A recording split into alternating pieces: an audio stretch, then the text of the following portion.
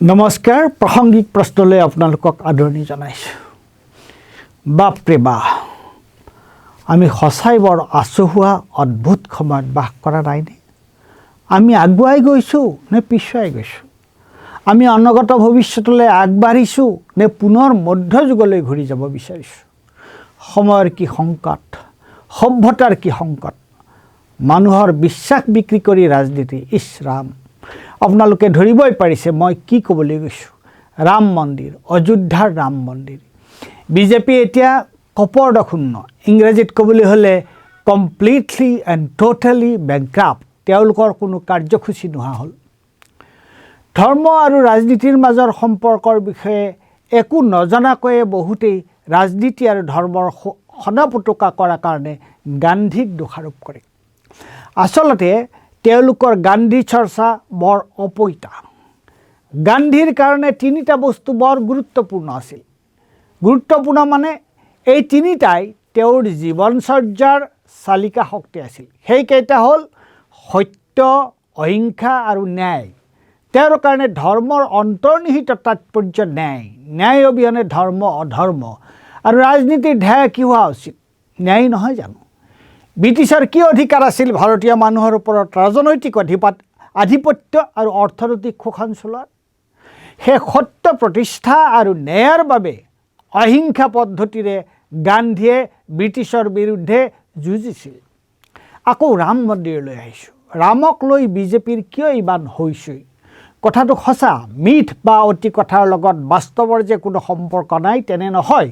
দূৰ অতীতত বহু সময়ত মানুহে নিজে বুজি নোপোৱা বাস্তৱৰ ৰহস্য অতি কথাৰে ব্যাখ্যা কৰিবলৈ চেষ্টা কৰিছিল। লোককথা, লোককাহিনী, লোকবিশ্বাস বাস্তৱৰ লগত মিহলি কৰি তাক সংশোধিত, সম্প্ৰসাৰিত, অতিৰঞ্জিত কৰি মানৱ আকাংক্ষা আৰু অভিপ্সাৰ উদ্দেশ্যেৰে একোখন মহাকাব্য ৰচনা কৰা হৈছিল। মৌখিক পৰম্পৰাৰ পৰা লিখিত পৰম্পৰালৈ কিমান কি ৰূপান্তৰৰ মাজেদি কিমানটা সংস্কৰণত এই মহাকাব্যবোৰ মানুহৰ মাজত প্ৰচলিত হৈ যুগ যুগ ধৰি প্ৰচলিত হৈ আহিছে। কিন্তু এটা আখ্যান, এখন মহাকাব্যক কোনোবাই নিজৰ ৰাজনৈতিক কাৰ্যসূচী কৰি লয়নে? ঠিক আছে, কল্পিত চৰিত্ৰ হ'লেও কোনোবাই যদি ৰামৰ আদৰ্শ গ্ৰহণ কৰিব বিচাৰিছে, তেওঁ ব্যক্তিগতভাৱে সেই আদৰ্শ অনুকৰণ কৰিব পাৰে। কিন্তু ৰামৰ আদৰ্শ কি ত্যাগৰ আদৰ্শ নহয় জানো?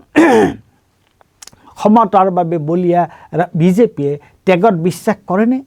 আৰু ৰামায়ণত বৰ্ণিত সীতাৰ অগ্নি পৰীক্ষা কি? তাৰমানে মহিলাৰ সতীত্ব পৰীক্ষাৰ কাৰণে এতিয়া চৰকাৰে অগ্নি পৰীক্ষাৰ ব্যৱস্থা কৰিব নেকি? আৰু মাছ মাংসত বাধা নিষেধ কোন বিধিমতে? মনুস্মৃতি মানে নহয় বিজেপিয়ে? মনুস্মৃতিৰ পঞ্চম অধ্যায় পঢ়ি চাওক। খাদ্য সম্পৰ্কে কি কৈছে মনুৱে? তাত ক'ত মাছ মাংস বৰ্জনৰ কথা কৈছে? তাৰপিছত চাৰিমঠৰ শংকৰাচাৰ্যই কি কৈছে? কিয় তেওঁলোকে ৰাম মন্দিৰৰ কাৰ্যসূচী বৰ্জন কৰিছে? তেওঁলোক হিন্দু ধৰ্মৰ ধ্বজাবাহক, ধৰ্মীয় নীতিৰ বিশাৰদ। তেওঁলোকে ধৰ্মজ্ঞান কৰে বাবেই ধৰ্মীয় পৰম্পৰা মানি ৰাম মন্দিৰৰ অনুষ্ঠান নপতাৰ কাৰণে তাক বৰ্জন কৰিছে। এই গোটেই উন্মাদনাটোৰ এটাই উদ্দেশ্য, ইয়াত ধৰ্মৰ ঢটো নাই। ইয়াৰ উদ্দেশ্য হৈছে ৰামৰ নামত হিন্দু সংখ্যাগুৰুৰ ভোট একত্ৰীকৰণ। ই দেশকৈ ৰাজনীতিৰ নামত ধৰ্মৰ অপব্যৱহাৰ। ই অসাংবিধানিক, অগণতান্ত্ৰিক। ৰাম ৰাজ্যৰ সুন্দৰ প্ৰদৰ্শনী হৈ পৰিছে অসম। ৰাহুল গান্ধীৰ ভাৰত জোড়ো নাই যাত্ৰাক বাধা দিবলৈ চৰকাৰে কি কৰা নাই? তাৰমানে এতিয়াৰ পৰা মুখ্যমন্ত্ৰীজনক সমালোচনা কৰাৰ কাৰো কোনো অধিকাৰ নাই। অৱশ্যে তৰুণ গগৈ মুখ্যমন্ত্ৰী হৈ থাকোঁতে এওঁলোকেই তেওঁক সমালোচনা কৰি ঠকহৰা কৰিছিল। সেইটো অনুমোদিত আছিল। এতিয়া চৰকাৰে যি কয়, যি কৰে তাকে আমি সকলোৱে বেদবাক্য বুলি মানি ল'ব লাগিব। ই হৈছে তেওঁলোকৰ ধৰ্মপ্ৰীতি, ৰাম ৰাজ্যৰ বাণী। গান্ধীজীয়ে ধৰ্মৰ বিষয়ে কি কৈছিল শুনক।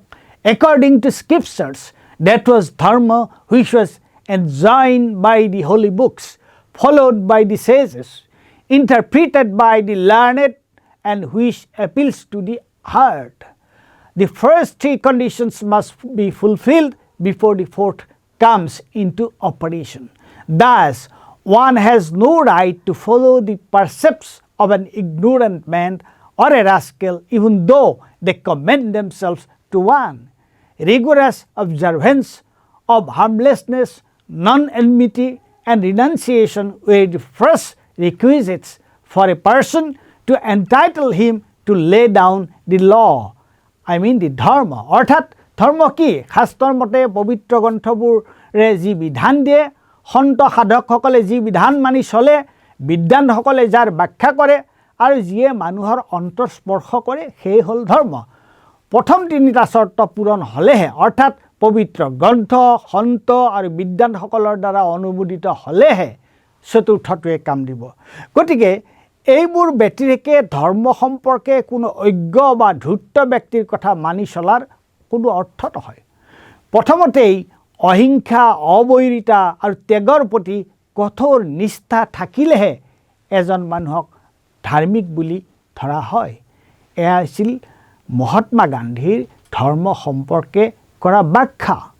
আৰু এতিয়া ধৰ্মক লৈ আমি কি কৰি আছোঁ, কি ক'ম আৰু ইয়াতকৈ বেছি আমি কি ক'ম? ধন্যবাদ।